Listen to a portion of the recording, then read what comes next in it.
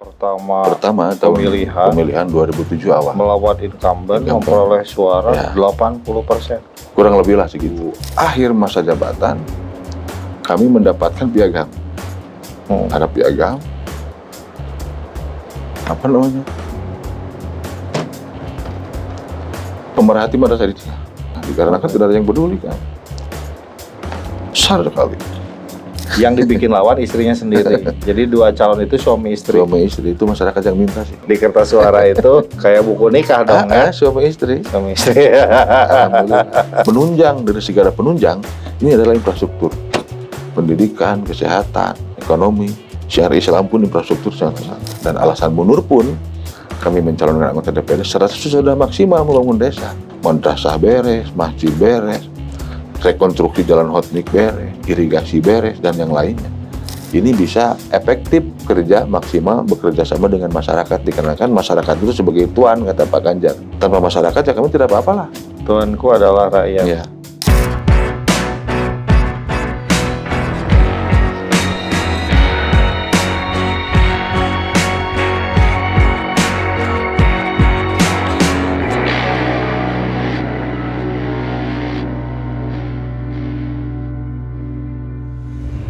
Assalamualaikum Baraya Priangan.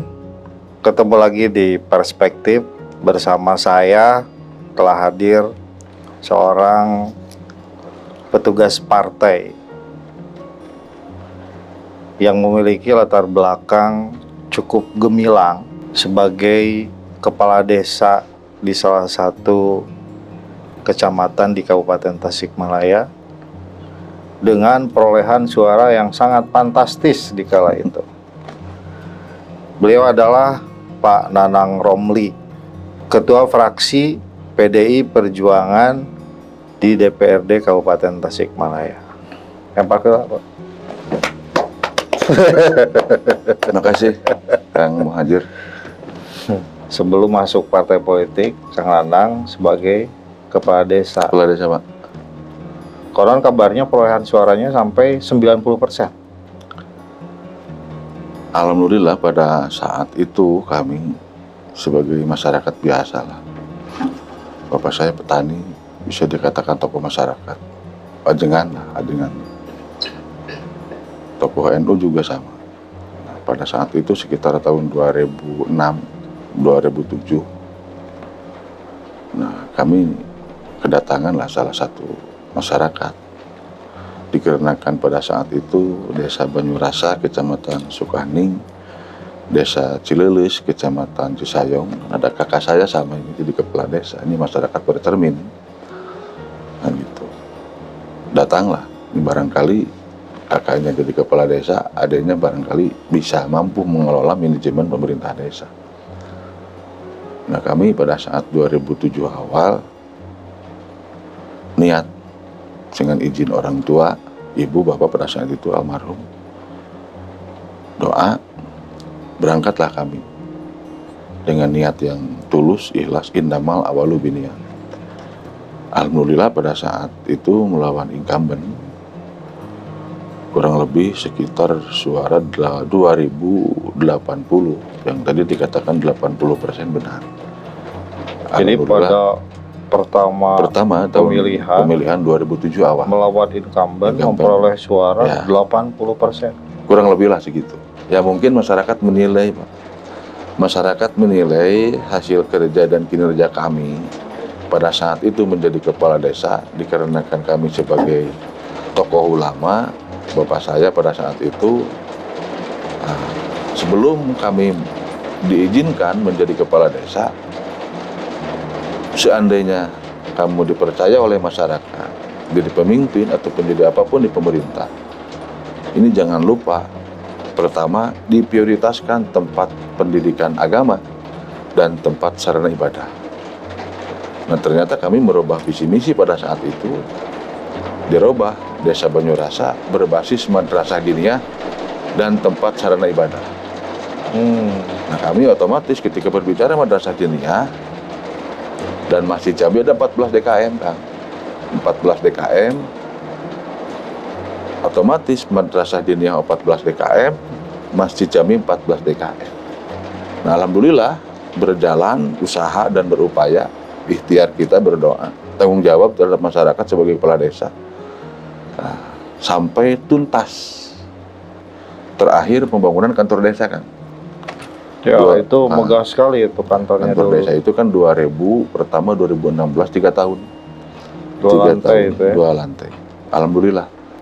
Karena kami sentral di tempat pendidikan formal, non formal. Dikarenakan sebelum lahirnya ulama besar. Jadi anak-anak itu belajar di madrasah lah. Huruf hijaiyah, alif, b, t, c, seperti itu, belajar adan, belajar sholat, baru ke masjid. Nah makanya saya utamakan dulu tempat pendidikannya dulu kan, seperti itu, untuk anak-anak kita nanti dan cucu-cucu kita nanti. Pada saat 2000 akhir masa jabatan, kami mendapatkan piagam. Ada piagam, apa namanya? Pemerhati madrasah dari Kang Suryana. Karena memang selama sekian tahun itu sangat fokus dengan persoalan pembangunan Fokus tempat pendidikan madrasah diniyah, dikarenakan tidak ada yang peduli kan. Besar sekali. Lalu bersimpati dengan PDI Perjuangan sejak kapan? Yang paling diingat pemilu pertama adalah 87. Itu umur berapa tahun? Ya paling umur 6 kelas 6 SD lah. Kenapa? Udah kelihatannya seneng resep gitulah ke PDI. Resep kan gitu. Pada saat itu gencaranya Orde Baru Golkar. Nah sementara kami masuk SMP, terus keluar sekolah tahun 91, SMA saya udah hak pilih. Pertama ikut kampanye di Salawu, Kang. Di Salawu pada saat itu ada guru Soekarno Putra. Cuma 8 orang. Saya ikut. 8 orang apanya? Yang ikut kampanye ke Salawu, ke Lapang, sekarang jadi Perum. Dulu pinggir jalan Garut Singaparna. Iya. 8 orang tuh dari desa. Dari desa, teman-teman diajak. Oh, ikut teman-teman ikut lah, kampanye ke sana. 8 orang. 8 orang musuh surumputan dan sieun baheula mah. Ya, bajunya disimpan dulu gitu. Baju merah. Enggak sebebas seperti kayak tahun-tahun inilah. Dulu mah kan masih menakutkan. Nah, kalau kelihatan PDI itu apa kan gitu. Lalu apa kesan pas pertama ikut kampanye? Dulu masih ikut-ikutan aja. Belum ada substansi arah ke politik. Hanya konstituen. Pemilih. Tidak masuk struktural, ranting, anak ketinggal. Hanya simpatisan saja.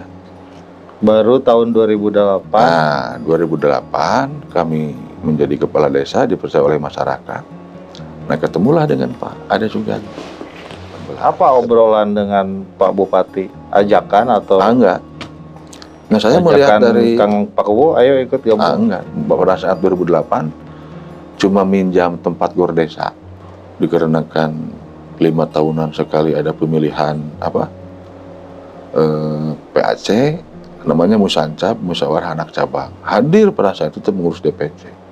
Kami izinkan, dikarenakan partai itu milik semua kan, siapapun milik semua, tempatnya milik semua, kami izinkan. Nah, kami melihat Pak Haji Ade Sugianto itu orangnya enakeun gitu. Jadi simpati lah. Menaruh simpati kan gitu. Pada saat jadi kepala desa 2 tahun, 2007-2008. Alhamdulillah bisa ketemu dengan Pak Haji Ade Sugianto sebagai motivator. Dan masuk di pengurus partai di 2008 itu? Enggak. Belum ya? Belum. 2010 lah masuk. 2010 masuk, kami jadi di sekretaris PAC. Di bawah? Di kecamatan? Di kecamatan. Sekretaris PAC Kecamatan Sukaning. 2010, sehingga kami 2010 ikut juga memperjuangkan, dikarenakan pada 2010 ada pemilihan bupati, wakil bupati juga. Ya, ADU Jilid 1 ya? Ada Jilid 1 ya. Alhamdulillah juga terpilih. Nah, 2014 kami putaran kedua Pilkades, sampai tidak ada calon yang tadi dibilang pertama. Ya, Alhamdulillah. karena tidak ada calon yang mau ngadepin Pak Nanang, gitu ceritanya. Maka melawan bumbung kosong. Iya, dengan istri lah.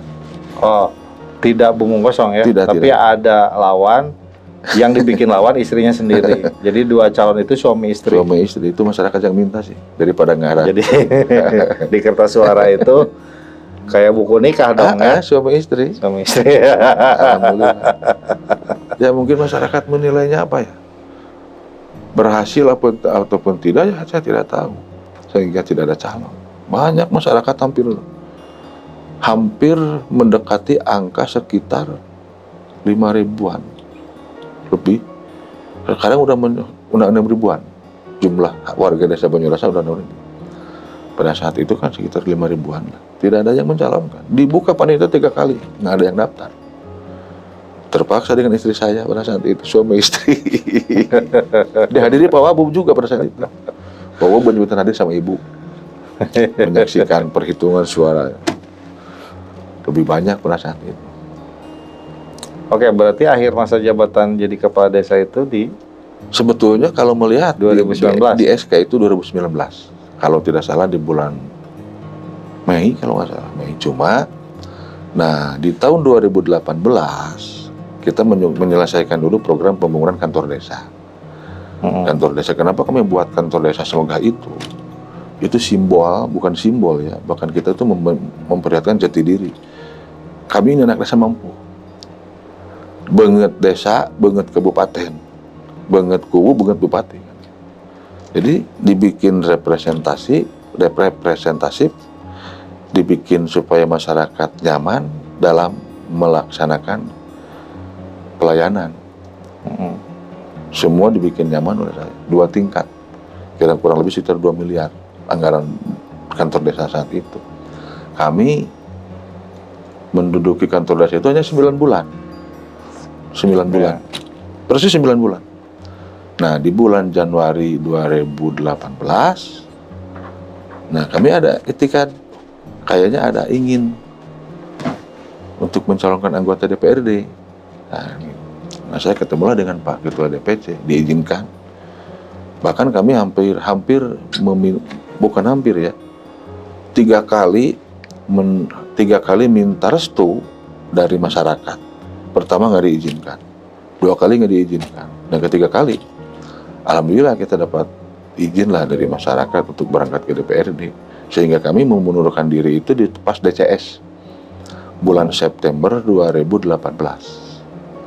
Nah dikarenakan aturan dari KPU pas DCS itu harus mundur dari kepala desa. Oke lah, saya udah niat kan begitu mencalonkan anggota DPRD, mundurlah menjadi masalah. Dan alasan mundur pun kami mencalonkan anggota DPRD sudah maksimal membangun desa.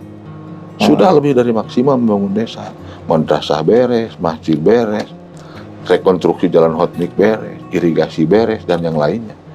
Yang kedua tinggal melanjutkan kan gitu. Makanya berani kami menandatangani surat pengunduran diri pada saat itu 2018 bulan September. Nah ikutlah kontestasi politik di 2019 sehingga kami terpilih juga, alhamdulillah, dengan mengalahkan 2 incumbent. Nah itu.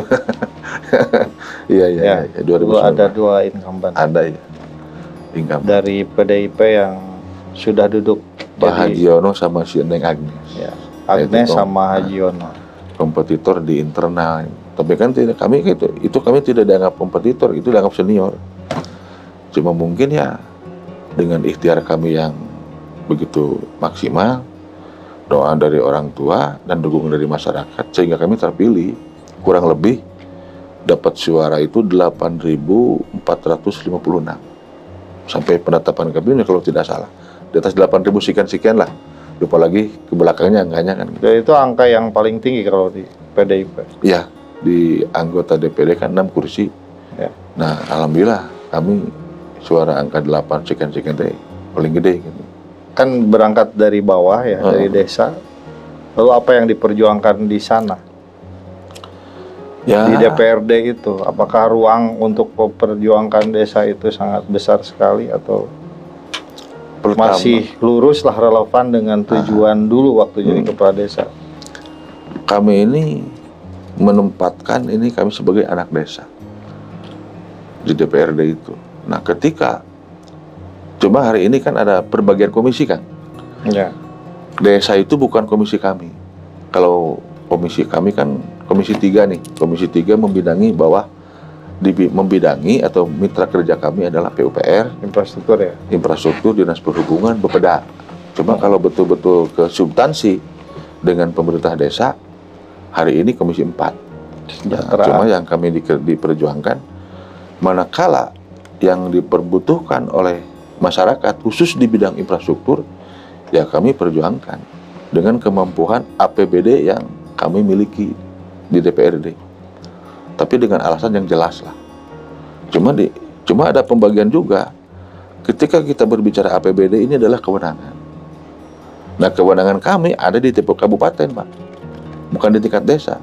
Nah, mana kewenangan pemerintah desa, mana kewenangan pemerintah daerah, mana kewenangan provinsi, mana kewenangan DPR RI, APBN kan gitu. Nah, sumber anggaran kan banyak. Ada DAK, DAU, dan yang lainnya, Banpro. Nah, kami kan melihatnya dari perencanaan tadi. Kalau di pemerintah nanti ada musrenbang, nah di kami ada reses. Besok tanggal 10 bulan ini kalau tidak salah, reses berjalan. Nah, reses ini kan untuk menampung aspirasi masyarakat ataupun keinginan masyarakat, apa yang diusulkan, ya kami perjuangkan menjadi skala prioritas di dapil kami tentunya. Jalan, infrastruktur. Nah, tahun ini, tahun 2023, kami melaksanakan kegiatan rekonstruksi jalan Raja Polah Calincing. Itu udah beres. Ya, udah beres. Cuma sekitar 300 meter lagi dengan kemampuan APBD provinsi sekitar 2,5 miliar. Terus rekonstruksi jalan Pegeningan Cisayong 4 miliar kemarin. Nah, terus Gunung Sari Cipanas Galunggung. Yang perbatasan kota ini itu kemarin kan ada 800 meter jalan yang pejet ataupun yang rusak, sehingga masyarakat viralnya di masang nanam pohon pisang, ada yang mancing kan, itu sebagai motivasi bagi kami untuk mencari celah dan peluang ngambil anggaran, dikarenakan status jalan itu kan jalan kabupaten. Nah, dikarenakan kabupaten barangkali belum mampu untuk melaksanakan kegiatan ataupun APBD dengan panjang jalan kurang lebih 1.500 km. Nah, kami bekerja sama dengan pemerintah provinsi. Seizin Pak Bupati, administrasi sudah beres sesuai aturan SIPD. Nah, kami perjuangkan pula. Nah, alhamdulillah dengan hasil perjuangan memasukkan ke APBD, sehingga keinginan masyarakat untuk infrastruktur itu penting. Dikarenakan penunjang dari segala penunjang ini adalah infrastruktur. Pendidikan, kesehatan, ekonomi, syariah Islam pun infrastruktur sangat menunjang. Oke, sebagai ketua fraksi PDI Perjuangan tentu menjadi garda terdepan untuk mengamankan kebijakan-kebijakan kepala daerah yang sudah diusung oleh partai. Lalu untuk target ke depan sekarang, katanya Pak Nanang ini di target 2 kursi ya di dapilnya. Alhamdulillah ya. Dapil 2 itu basisnya PDI Perjuangan. Rajanya PDI Perjuangan Kabupaten Tasik Dapil 2. Kalau itu pun saya melihat dari hasil rekapitulasi dari 2004, 2009, 2014, 2019. Itu kurang dari angka 28.000 pemilih PDI Perjuangan, akumulasi dari 7 orang. Cuma muncaknya kemarin di tahun 2014 33.000 2 kursi. Nah, dikarenakan di 2014 kemarin ada penambahan kursi dari 7 ke 8. 8 kursi. Nah, sehingga tahun 2014 itu mendapatkan 33.000, sehingga anggota DPRD yang berangkat dari Dapil 2 itu 2 orang, Pak Hajiono dan si Neng Agnes kan. Cuma di tahun 2019 kemarin ada pemindahan kursi lagi oleh KPU. Dipindah ke Dapil 6. Jadi 7 kursi lagi. Nah, hasil rekapitulasi tahun kemarin 2019 sebetulnya kurangnya tidak signifikan sih ke angka 33.000. Kemarin itu 31.000, kalau tidak salah 31.228. Kurang 1.200 meningkat untuk mencapai 2 kursi. Nah, ini mudah-mudahan di tahun ini di kontestasi politik 2024 ini harapan kami ini terjawab. terjawab. Tinggal bagaimana nanti teman-teman kami di lapangan, mobil khusus calon anggota DPRD dari PDI Perjuangan yang 7 orang ini bisa efektif kerja maksimal bekerja sama dengan masyarakat, dikarenakan masyarakat itu sebagai tuan, kata Pak Ganjar. Tanpa masyarakat ya kami tidak apa-apalah. Tuanku adalah rakyat. Ya, itu Pak Ganjar yang bilang, Pak. Sekaligus untuk memenangkan Ganjar Mahfud juga. Ya itu mah pasti harga mati, Pak. Harga mati dikarenakan kami sebagai ketua fraksi, alhamdulillah kami dipercaya oleh fraksi, oleh partai, sehingga kami pada saat penetapan APBD tahun 2022 kami diumumkan menjadi ketua fraksi. Itu sangat-sangat kami bukan bangga juga sih, bangga dipercaya oleh partai. Nah, dikarenakan pada saat 2014 mungkin suara kami terbanyak, dikarenakan juga pula PDI Perjuangan satu komando, begitu. Nah, hari ini apa yang disampaikan tadi, banyak yang sebelum ada penetapan capres cawapres kemarin, siapa capresnya saya belum bisa bilang, siapa wapresnya saya belum bisa bilang. Nanti hasil keputusan ketua umum itu perlu kami ikuti, bukan urusan kalah dan menang. Yang penting kita tunggu dulu komando, setelah ada instruksi siapa yang diumumkan, nah kami bergerak, berjalan, kerja dan kerja. Nah alhamdulillah ini pasangan yang sangat ideal lah, yang banyak pengalaman di bidang eksekutif, legislatif, sesi hukum, ya Ganjar Mahfud lah yang betul-betul struggle melihat pandangan kami kan gitu sebagai kader PDI Perjuangan. Bukan meremehkan partai lain, mohon maaf saya enggak. Luar biasa lah Ibu Ketua Umum untuk memilih wakilnya kemarin sebagai tokoh ulama bisa, NU juga bisa, politisi juga iya, kan begitu. Praktisi hukum juga iya. Alhamdulillah. Berarti tegak lurus memenangkan Ganjar. Ya tegak lurus, Pak. Saya pengen tanya Kang Nanang, di daerah, kalau podcast kayak gini tuh biasanya kan pusat-pusat gitu ya. Oh iya. Seakan-akan orang daerah tidak berhak berbicara. Padahal orang daerah juga berhak berbicara. Ada nggak pengaruh pencalonan Gibran? Enggak, Pak. Dan ada nggak pengaruh nyebrangnya Pak Jokowi ke kubu lawan itu berpengaruh terhadap masyarakat? Kami ini konstituen lah, ya PDI iya. Perjuangan. Iya. Kami ini sebagai kader militan biar gapeng tetap banteng kan. Asli biar gapeng tetap banteng. Sebagai partai nasionalis merangkul semua kalangan. Siapapun boleh masuk. Bebas, cuma harus saling menghargai satu nusa, satu bangsa. Walaupun kita berbeda pilihan, beda agama, tetap kita bangsa Indonesia.